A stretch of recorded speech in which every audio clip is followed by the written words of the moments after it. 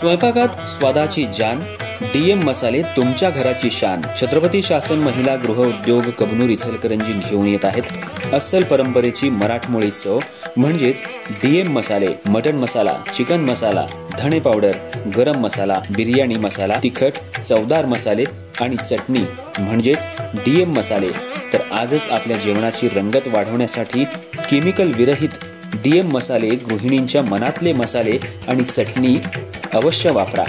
DM मसाले महिला बचत गटाद्वारे करणारे स्वच्छ माफक दरामध्ये म्हणजेच डीएम मसाले.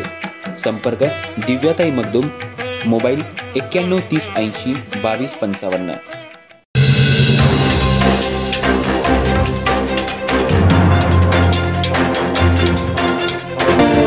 नमस्कार, मी तेजस्विनी मगदूम. एम मराठीमध्ये आपल्या सर्वांचं स्वागत आहे. पाहूया ठळक घडामोडी.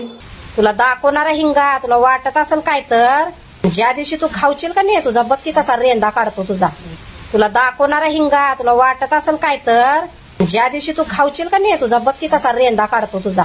हातकणंगले तालुक्यातल्या रांगोळी गावचे ग्रामपंचायत सदस्य लखन अण्णाप्पा बेनाडे वय 32 यांचा अमानुष खून केल्याची धक्कादायक घटना उघडकीला आली आहे.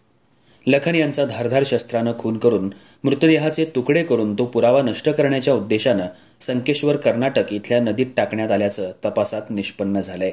या प्रकरणी राजारामपुरी पोलीस ठाण्यात भारतीय दंड संहिता कलम 140(1), 103(1), 189(3), 4, 190, 238, 61(2) तसंच महाराष्ट्र पोलीस अधिनियम 37(1) अन्वये गुन्हा दाखल करण्यात आला असून 5 जणांविरुद्ध गुन्हा नोंदवण्यात आलाय.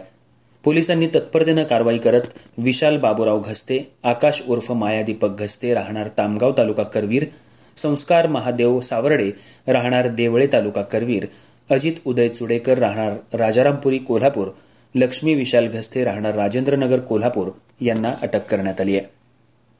गुन्ह्याची पार्श्वभूमी आणि पोलिसांकडून मिळालेली माहिती अशी: मयत लखन बेनाडे यांनी आरोपी लक्ष्मी घस्ते विरोधात वारंवार विविध पोलीस ठाण्यांमध्ये तक्रारी दाखल केल्या होत्या. या तक्रारींचा राग मनात धरून आरोपींनी कट रचून 10 जुलै रोजी सकाळी 10 वाजता कोल्हापुरातल्या सायबर चौक इथून लखन यांचा पाठलाग केला. त्यानंतर जबरदस्तीनं त्यांना तवेरा कारमध्ये बसवून संकेश्वर, जिल्हा बेळगाव, कर्नाटक इथं नेण्यात आलं. तिथं तलवार, चॉपर आणि एडका या धारधार शस्त्रांनी त्यांच्यावर वार करून हत्या करण्यात आली. इतकंच नव्हे तर डोके, हात, पाय वेगळे करून मृतदेह पोत्यात घालून नदीत फेकून देण्यात आला.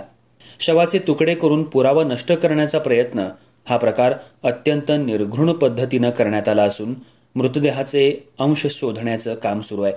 सुरुवातीला लखन बेनाडे यांची मिसिंग तक्रार इचलकरंजी पोलीस ठाण्यात 16 जुलै रोजी दाखल झाली होती. त्यानंतर शिवाजीनगर, इचलकरंजी स्थानिक गुन्हे शाखा यांच्यामार्फत समांतर तपास सुरू करण्यात आला होता. मयत लखन बेनाडे यांची बहीण नीता उमाजी तडाखे राहणार इचलकरंजी यांनी ही फिर्याद दिली असून त्यांनी घटनेची सविस्तर माहिती पोलीस ठाण्यात दिली आहे. सध्या तपास राजारामपुरी पोलीस ठाणे करत असून आरोपींच्या चौकशीतून आणखी धक्कादायक माहिती समोर येण्याची शक्यता आहे.